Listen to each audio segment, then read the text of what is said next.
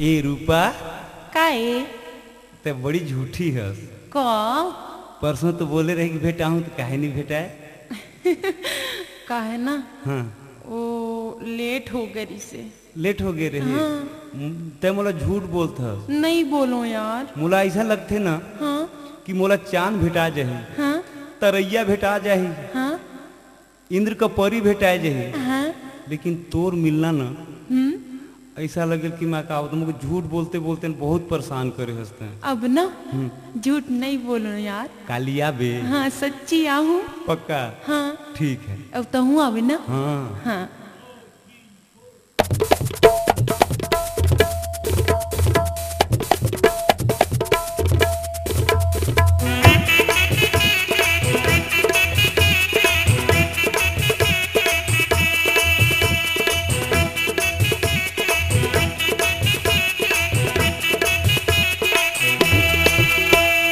गोरिया ये गोरिया थके नया बेत काली तो कौआ काट खाही रे। गोरिया थके नया बेत काली तो कौआ काट खाही रे।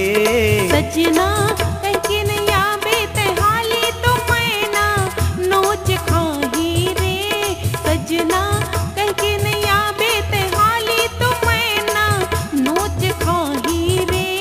गोरिया थके नया बेत काली तो कौआ काट खाही रे। गोरिया थके नया बेत काली तो कौआ काट खाही रे।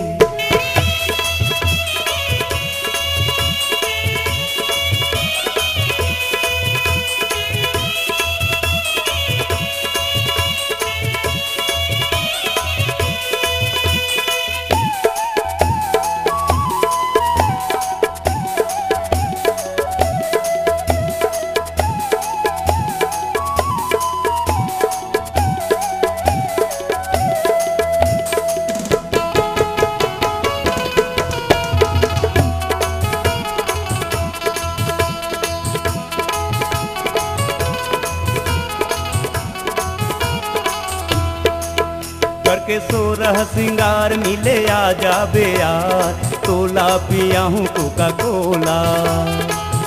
करके सोरह सिंगार मिले आ जाबे यार, तोला पिया हूँ कोका कोला। होगे तोर संग में प्यार आगे आगे बाहर, माँ हो खावा हूँ तोला छोला। होगे तोर संग में प्यार आगे आगे बाहर, माँ हो खावा हूँ तोला छोला। गाल हर तुर गाल हर हो गे है अब तोर लाली की कौआ काट खाही रे। सजना कह के नहीं आवे ते काली तो मैना नोच खाही रे। गाल हर हो गे है अब तोर लाली की कौआ काट खाही रे। सजना कह के नहीं आवे ते हाली तो मैना नोच खाही रे।